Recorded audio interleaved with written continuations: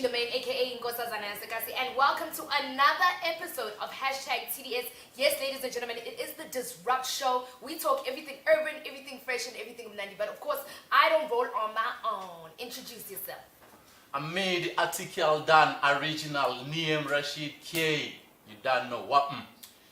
Rashid, how was your weekend? My weekend was alright, man. Like Bafana won 6-0, so that's their highest score ever. So yeah. Who were they playing against? Seychelles, yeah. Seychelles. Yeah, I heard everybody was there. No, nobody was there actually. There was like 50 people at FNB Stadium. You counted them. Yes. You counted 50 people there. Yeah, they were like there in the middle. So there was 50 no one heads. else around me. No. Oh, okay, all right. Well, shout out to Bafana for not letting us down. Super shout out, because you know what, with you guys, we just never know what to expect. But today we've got a lot of awesome things, including our usual features. But of course, our topic today is about everything sports and everything discrimination, right? Yeah. Talking about sports, man. Shout out to Usain Bolt. He scored his first professional soccer goal. Check it out. Check it out. Events like that happen so close together. Usain Bolt now brings it down and hits it. And the Jamaican juggernaut scores his first goal for a professional side.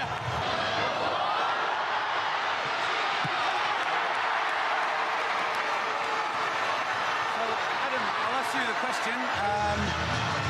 I'm just about to bring him off.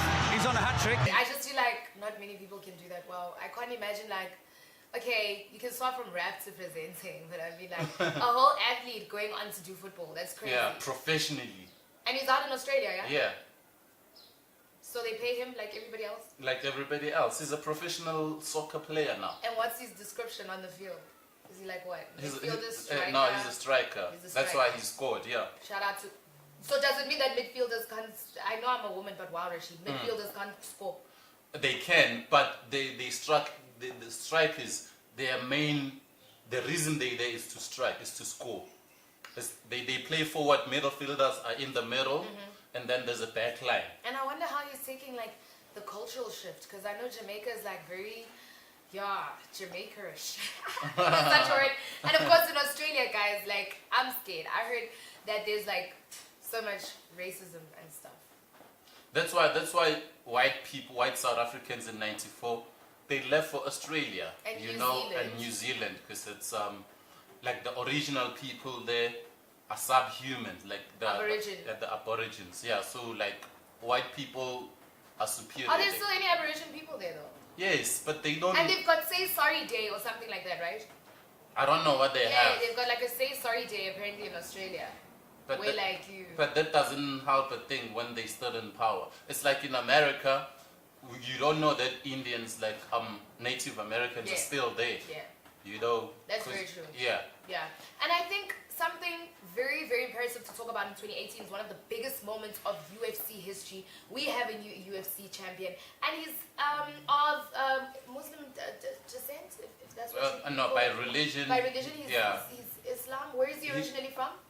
Pakistan. He's from Pakistan. I know him as Khabib. Yeah. Okay, and he challenged somebody. We all know this man was notorious for coming out and challenging our king, Mr. Mayweather, for a title once upon a time. But he was UFC history, ladies and gentlemen. His name is Conor McGregor, and this is one of the biggest fights in UFC history. Fighters would not touch gloves. Of UFC history, the king is back.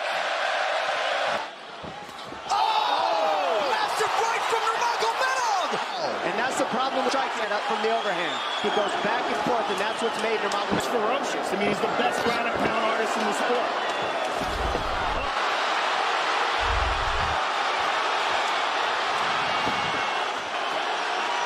McGregor forced to just cover up. Rolled very badly is the only difference. He's got it. It's under the neck. There it is.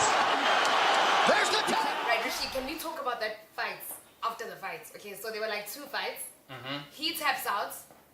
Khabib goes extremely angry. Yes. I know there was a background situation there where stuff had happened that people don't really know about. Khabib jumps over the octagon and he goes for McGregor's coach. Yeah. I mean, man, we have a history of that happening when athletes lose it. Remember back in the 60s, 2 African Americans at the Olympics, they were like, fight the power. They took a stand. And now there's this kneeling thing in American football. And is this kneeling thing around the Black Lives Matter situation? Yes. Okay. You know what I'm saying? So it's been, whether it's about racism or religion, like athletes will always express themselves, their dissatisfaction. So Habib did that because a lot of things were said about his religion. I heard he was called all sorts of things. He was called a terrorist. Yes. They were called, just a whole lot of subhuman derogatory words. And I think the funny part about this is that before Habib attacked, McGregor's coach, his jiu-jitsu, I think, coach, McGregor had attacked Habib's bus before. Yes. And there's footage of it. Check it out.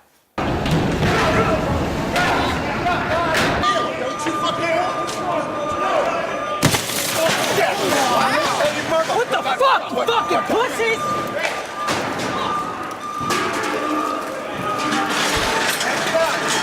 Dude, what the fuck? Hey, what the fuck? Oh, shit. What the fuck? You all right, Mike? She's cut.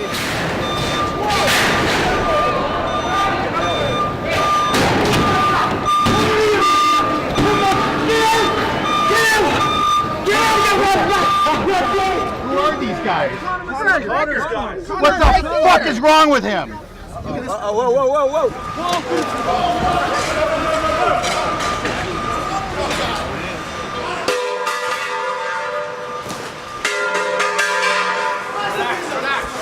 Smash the windows!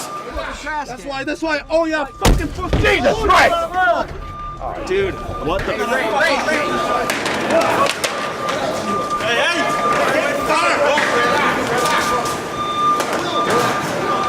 So I don't know, Rashid. I just feel like they're double standards. I feel like they're double standards with this, and I know that Habib came out, during his press conference, and he apologized for it. And some people are saying, look, the general attitude around boxing. I mean, everybody knows Muhammad Ali.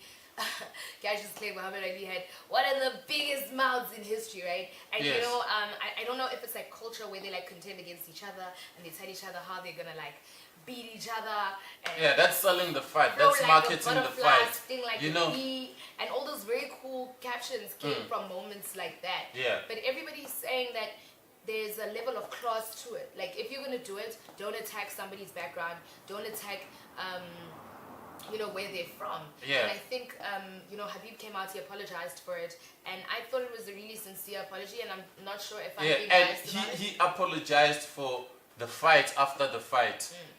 The fight itself, he won it fair and square. Square, You right? cannot say, no, we're gonna strip you the championship. Yeah. And no, because he did nothing wrong during the fight. Yeah. It was after. They can fine him after that and say, yo, this is wrong, this is criminal, we fine you this. But taking his belt away would be racist. Yeah. And the way like people of color being treated in sports, Italy, England, like soccer players have gone through the worst. Every time a black person touches the ball, there's like monkey sounds from the crowd.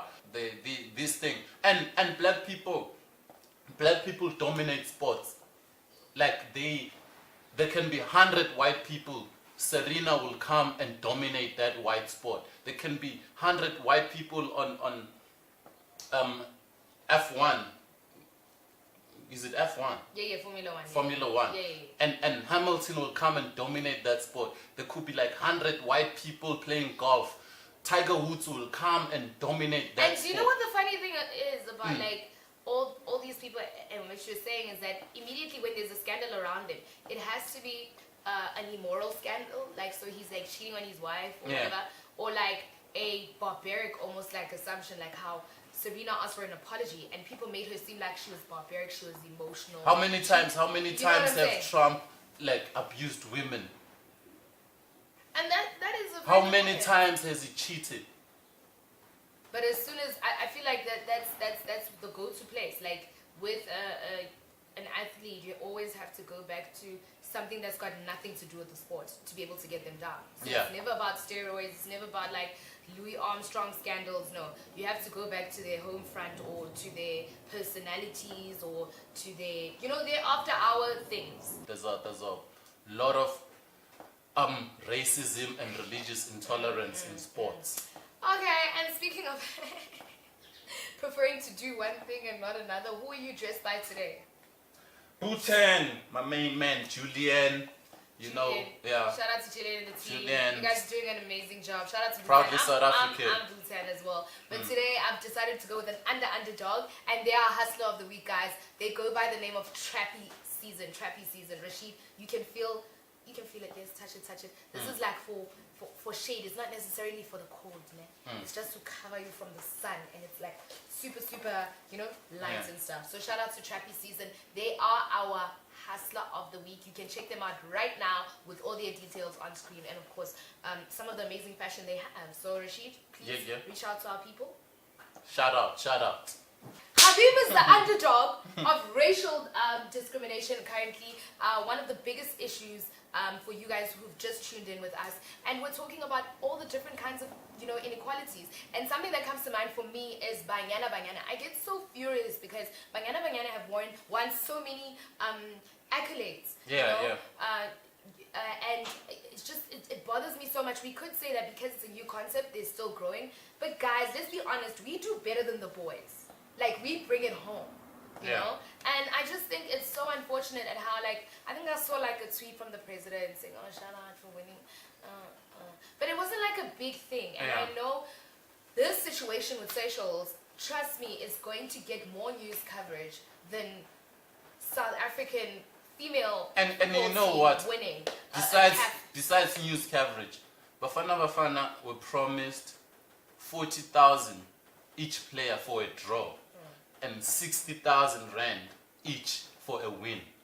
Banyana don't even get half of that. I bet we don't even get free Puma sneaks. Puma, please hook us up because, wow, our government doesn't love us. Hey? Like, so I think it's so weird how it trickles even into entertainment, because I know I will have more followers, more music out, more of a catalog than a fellow male hip-hop artist. And when he gives a certain quote of something that he wants, and he's like, take it or leave it with a hectic rider of like champagne spilling from the roof, nobody complains. But if I come through and I say, look, this is all I need, they're still going to try and negotiate with me to cut myself down because they feel like I'm not worth it. I mean, it's been happening. It's a lifelong fight. You know, Comrades Marathon for years has been paying males better than females. Yeah. But now it's equal. Yeah. Shout out to Comrades Marathon. Shout out to Comrades It doesn't matter. Like, physically, we're not the same. Yeah. It doesn't matter if the female number one came after 20 males. Yeah. You know, in her category, she's the champion. She came first. You know what I mean? So shout out to Comrades Marathon. I hope all the sporting codes follow suit. Yeah, definitely. And shout out to Caster Semenya. I think she's been really in the mix of a lot of discussions around gender and discrimination. Yeah. And I mean, how do you feel about that? I heard something about, what is the regulatory system when it comes to IAAF. IAAF, and them wanting to like lower testosterone levels and all sorts of like weird things. That's in double order for her to standards and compete. hypocrisy. You know, she's not the first athlete to have like high male hormones. Yeah. You know, there was back in the day there was a white tennis player, female tennis player. I think she was from Russia or Martina Navratilova. Yeah, she had the same. Like people complained and there was no action taken. Imagine poor Young M.A. like, Young M.A. you can't be best female rapper. But Muhammad Ali, what were some of his? I was not there. No, but you read a lot, okay? You read a lot. Yes. That's what I mean. Yeah. I mean, what were some of his racial struggles? Did he come across anything that was like? Obviously, that's why after he won a gold medal from the Olympics for America, he went to the river and threw away his gold medal. You know, he went away, and when he became a Muslim from Cassius Clay to Muhammad Ali, a lot of white people turned against him because he was in the same movement, the Nation of Islam, with Minister Farrakhan, Malcolm X, Elijah Muhammad. You know, he was part of that movement. You know, and white America turned against him. Yeah, hey, I don't know. But guys, let us know what you think. It's at the Dizrupt Show on Instagram, at the Dizrupt Show on Twitter. And What's hot on the charts right now? At Quavo, he dropped an album called Hancho. do you know what's funny? Yeah. Rashid didn't like trap. Rashid didn't like trap. No, not necessarily. Rashid let me has tell you that. transitioned Let me tell you. into a trapper. I like. Let me tell you. Let me tell you. I always liked trap. The thing I didn't like about trap was mumble rap. But rappers like Kendrick Lamar, J. Cole, like people like Well, how do you feel about Gucci? T.I. I How do don't you feel about Gucci Mane. Yeah. I don't like him. Rick Ross? Rick Ross is nice. I like Rick Ross. You know. I'm trying to think So of the it's trappers. not. It's your guy. I like trappers who are audible. I don't like mumble. I don't wanna like struggle to understand what you're saying. I don't like Young Thug. You know. You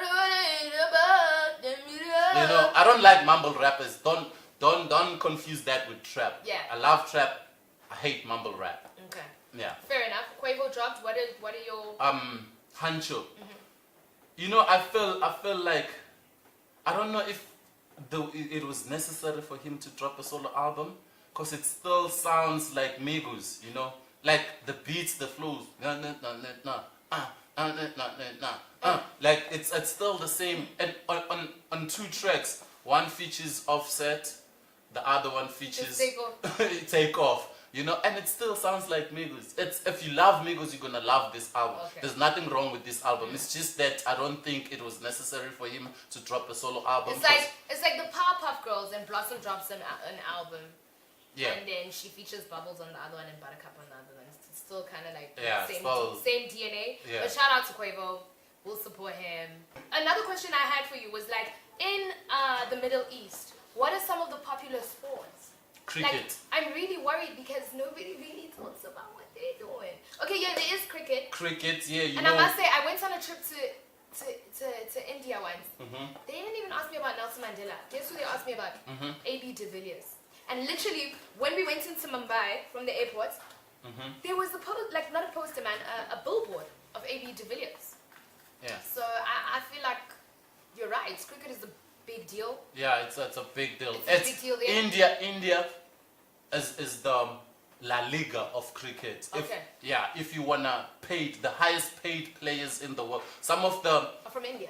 some of the South African players play in India. Really? Yeah, like it's money. It's the Hollywood of cricket. Really? Yes. Nobody pays better than India. Okay, now, and I know this is going to be completely ignorant, but I do know that Makhaya Ntini, for instance, is a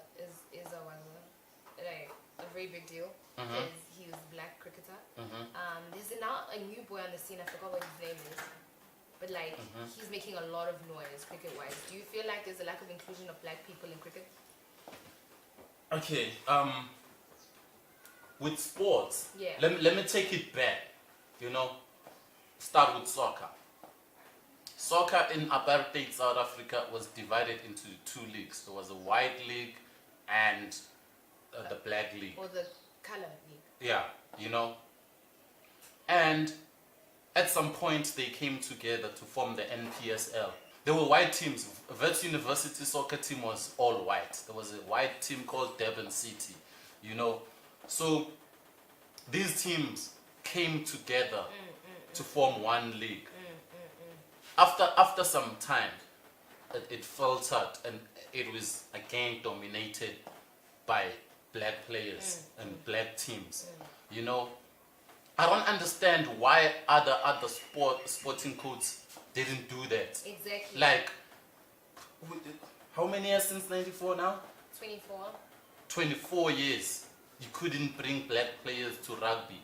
We still have 3-4 black players. I'm not saying they should be there because they're black. But I surely do believe that. Yes.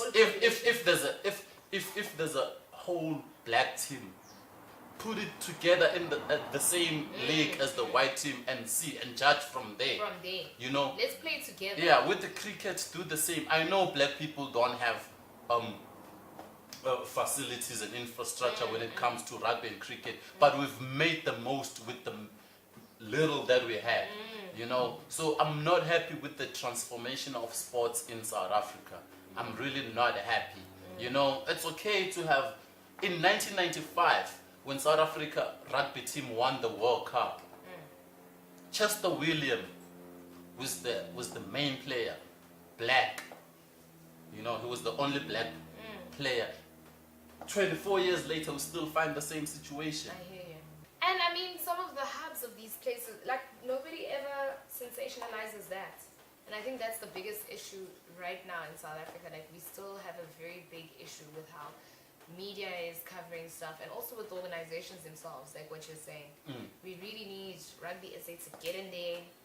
We really need Cricket SA to get in there. I think it's really, really important. And I don't think the Minister of Sports is hard enough when it comes to these issues. I think our Minister of Sports, since Steve Chwete back in '94, they've been soft. Give us some of your opinions on what you feel we should be discussing in the coming weeks. Today we are discussing everything sports, inequality, discrimination, gender, race, religion, all the things that make our blood boil. Right, Rashid? Yes. But before we proceed, let's talk about who our underdog of the week is. Rashid, who do you have for us? Our underdog this week is Sinkane. Yes. All the way from our 10th province, Lesotho. But he represents the mid-city. Yeah. Sesotho is official language in this country. So, yeah, the name of the song is called Wozobona. Ana kithi wozuzobona kithi thina siphila kanjani ngithi mpana wozuzobona kithi thina sikuva kanjani. I've been trying to push up under giddy shebana do like gilly twiggy hebana libuwa like the febe magana do like gilly twig. Ana kithi wozuzobona kithi thina siphila kanjani ngithi mpana wozuzobona kithi thina sikuva kanjani. I've been trying to push up under giddy shebana do like gilly twig hebana libuwa like the febe magana do like gilly twig. Yo, just to be frank, I want the whole thing. Out the bando like Frank Capone. Trust me, I'm Frank, I feel like Ocean could run laps around the castle. Okay, Rashid, I feel like that was super, super refreshing, right? Yeah. I mean, I haven't heard a lot of Sotho rappers in a while. Yeah, I know a few. Really? They don't want to be classified under Motswako, say they call their genre Tsipi. Shout out to them, shout out to Sinkane. I feel like it's a super dope sound, it's diverse, and it's very different. We are cruising into festive. I'm super excited. You guys can catch my gig guide on at Gigi_LaMayne, at Gigi_LaMayne on Twitter. I'm going to be in a lot of places. So please come and watch me. And I know Rashid is preparing for Metro FM and the Metro FM picnics and all that stuff. Yes, our heat wave is going to be everywhere. Rustenburg, Kimberley, we're going to be in your city. Check me out, Rashid_K everywhere. What if, I know you're going to like, okay. Alright, ladies and gentlemen, thank you so much. It has been an amazing show, jam-packed. Don't forget to send us through your suggestions of what you feel we should be talking about, ladies and gentlemen. So Gigi LaMayne signing out right now on the Dizrupt Show, King of Kings, Lord God of your salvation, Rashid K. Otadis. Dream Big Entertainment House.